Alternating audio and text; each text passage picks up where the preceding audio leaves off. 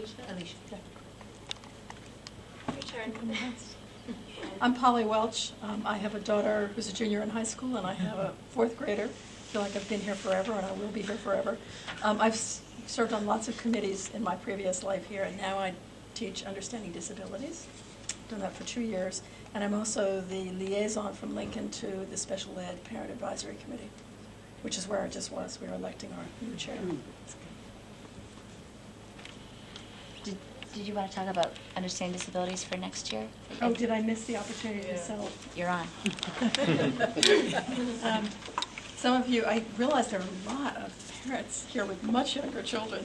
Understanding Disabilities, very briefly, is taught in the 4th grade and a little bit of it in the 5th grade. It's a curriculum run entirely by parents with supervision from somebody who's district-wide, who's been doing it for 20 years.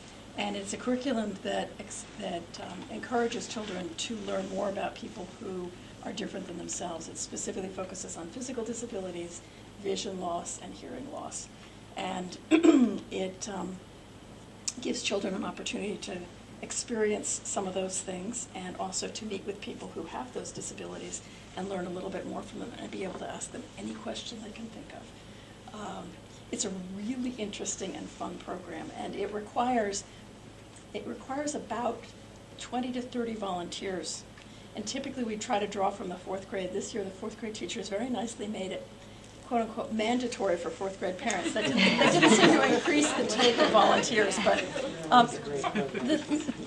the 2 or 3 things, and actually I co-chair it with Julie Jampel, who's a 3rd grade parent. She's going to stay on next year.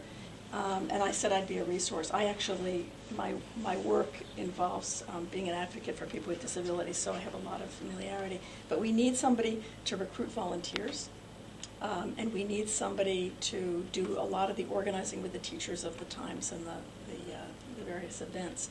And it would actually be really good to have 2 people who could split it and then stay on for 1 more year. For anybody who has a rising 2nd or 3rd grader, it's a great program because you're in the classroom, you get to know all your children's friends, you get to see the dynamics in the classroom, you learn a lot about the social life of 4th graders, and you really feel like you're participating in the teaching activities of the school, which is a great opportunity, and gives you great compassion for the classroom teachers. I think that would be a great way to pitch it. I don't know where, but I think that would be so nice to put it, that you would get to know, you know, the kids, and you can form like bonds earlier on. That's how I recruit volunteers. Right. I say, you probably wonder what goes on in the classroom, because when you ask your child, they say, nothing. Yeah. So come and experience it. And actually, a lot of parents have said they by 4th grade, when your children stop telling you things, it's really nice to come in and get a sense of what goes on. You also discover they're just incredibly wonderful kids here. They're fun to teach. So if anybody's interested and wants to learn more about it, Julie is hoping to step down at the end of next year, so it would be really nice to have somebody who's a second, I guess this year, a 1st or 2nd grade parent, and who'd like to take it along. Lots of support. I'm around to help. The district-wide coordinator is around, so you're not there teaching on your own. You don't have to volunteer right now. And I will be probably putting something in Lincoln Lines because I want to thank all the people who helped this year.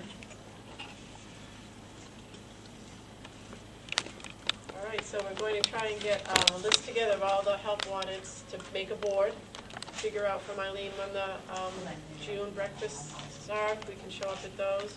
We'll also set up a table at the picnic for these positions.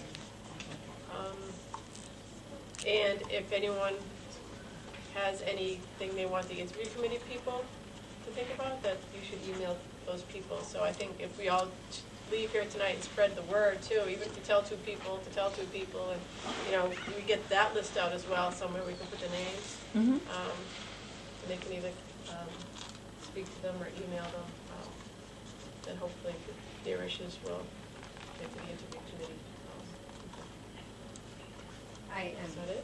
I have just 2 things I'd like to ask, and one that I told the parent I would say.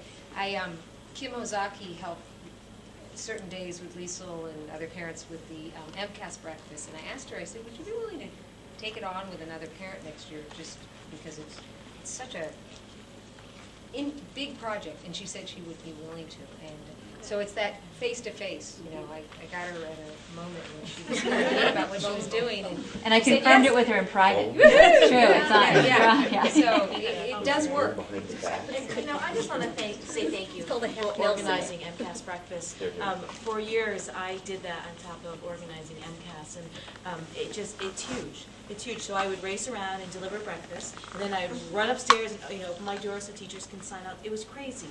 So it was so nice to not have to worry about breakfast, and breakfast was so much better this year. I mean, I was just delivering milk and cereal, and that was chaotic. So thank you, thank you, thank you. I know it's huge, and I know it's hard to get volunteers that early in the morning, and there were students who helped out, and that was like the best part of all this, I think, to see students walking into classrooms delivering breakfast. So a big round of applause, because I know how big it is. And then this is a question for the new PTO for next year. Under school, general school administration, when you go on the website and you look at stuff about schools from the school district, they talk about the councils, and there's very direct outlines how the councils are set up.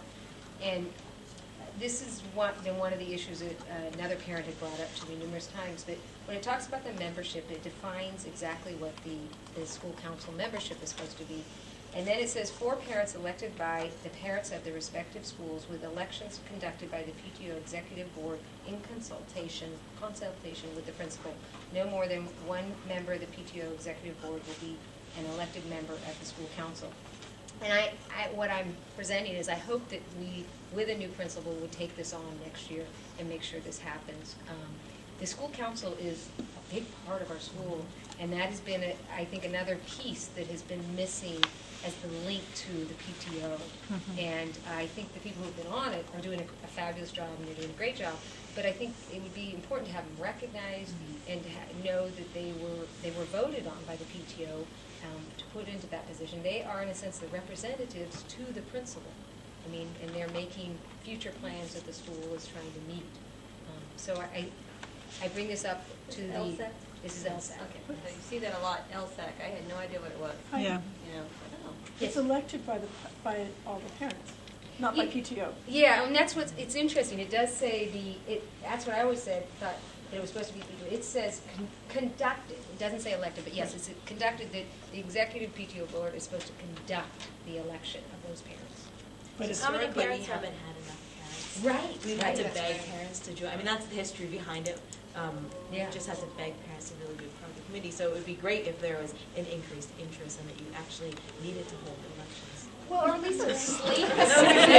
Amazing, but it also, Or a it was slate. also done more quietly. So I think opening it up is the other half of that. You know, you have to make it public and talk about it, and people will say, oh, I could do that too, you know. So, Yeah, I've never heard about it no. before you got here. No. And I think with all part of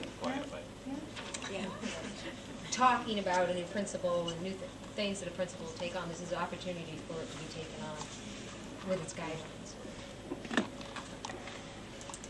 Oh, and just because, I can't stop, I'm sorry. But this has been my question that I've asked a few people. Do we have a charter? Does the PTO have a charter?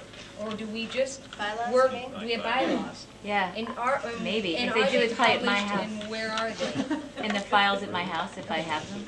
I Can could they look at be, them. as on the parent resource, can they be public, information? I'll see if I can find them. Again, I think it's all part of, one of the comments that has come to me over time is that the PTO is kind of an inclusive, or exclusive. And I don't think it wants to be. I think it's because things aren't put out there, and things aren't publicized, and things aren't like pictures on the wall, and. Well, it takes work to do that. Yeah. It's easier just to We do don't have it. enough volunteers to do it. Well, You're welcome to come to my house and look at the files. And I'll try to find them. so those are so thank you for letting me express my Also, we questions. have an enrichment and challenge, which used to be called the Gifted Oh, gifted and talented, yeah. So I will be serving on that. I will be myself and Kelly Sue will be on that for the next 2 years. Great.